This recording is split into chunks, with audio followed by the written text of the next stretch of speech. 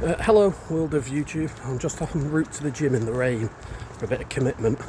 This video, we've done a lot about transfer news at United. This video is who I would look to sell or release over the next 2 seasons and why at United. It's all to do with wage control.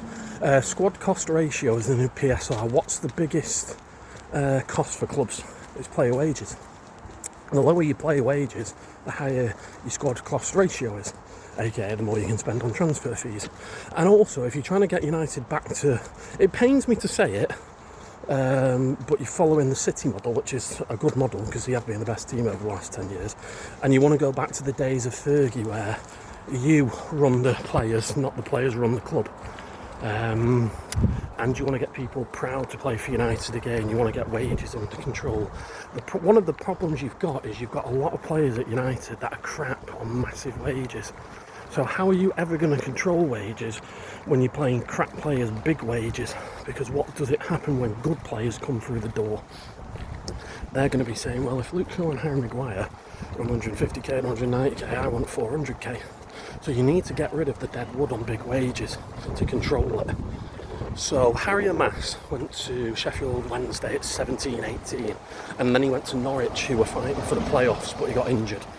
Now if he's in the Championship and he's standing out in that league at 17-18 years of age, there's a good chance he might make it at United. And he might not be the first starting left back, but there's a good chance he might make it as the backup. And if we bring Lewis Hall in, which everybody wants, that's your two, Lewis Hall and Harry Mass. You don't need Luke Shaw. He's over 30 and he's on 150k a week. Get him out the door. Get rid of Harry Maguire because he's crap. And all this things fans say he's dead loyal. Look at the way he's conducting himself. It's so professional. He stayed at United, mate, because he was on 190 grand a week. Don't be fooled, it's nothing to do with loyalty, it's to do with how much money he's on.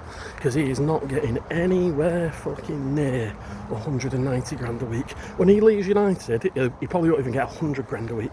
His wage will probably drop in half. So he hasn't stayed at United out of loyalty.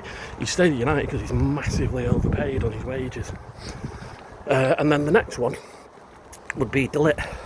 He's on 195 grand a week, he's never fit. He's going to be hard to sell because he's got an injury record and he's on massive salary.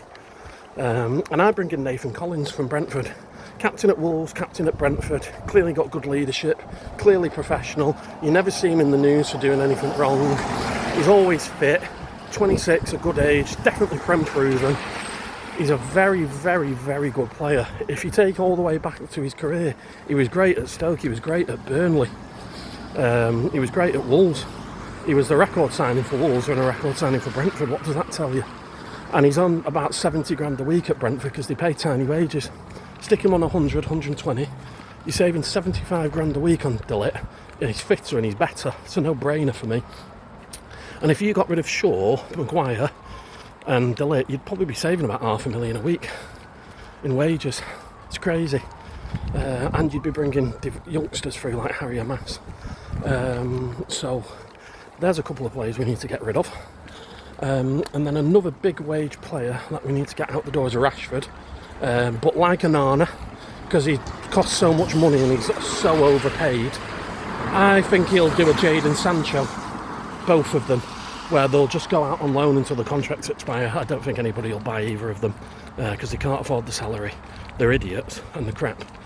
And you'll see it in Onana's loan move. It wasn't an obligation or an option to buy, it was a straight loan.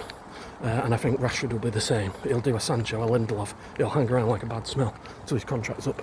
Because Ed Woodward and Richard Arnold and the Glazers have destroyed this football club for a generation. And then call me controversial. Let me just go for a tunnel where it echoes. I wouldn't do it this season, I would do it next season.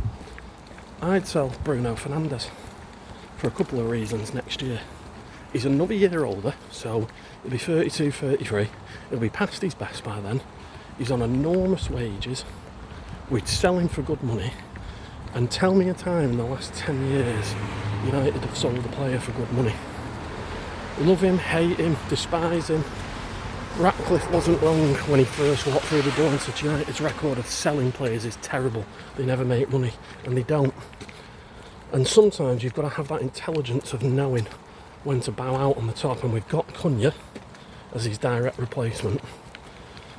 We'd save probably 20 million in wages, and we'd probably get at least 50 for him, even at 32, 33. That's 70 million. Go and buy somebody else for that money, another marquee player. And the final one over the last 2 years, because I don't think he's quite consistently good enough, but he's got good value, is Amad Diallo. And what I would do with Amad Diallo, I'd turn around to Bournemouth and go, here's 50 million and Diallo, and do a swap for Ryan, because he's got a mad 130 mil release clause. And that's a good move for all parties. Diallo would be a great player for Bournemouth. He's not quite good enough to play for United. We wouldn't have to spend loads of money on Ryan because we're swapping Diallo, and he's better than Diallo and he's younger. So that's what I would do over the next 2 seasons.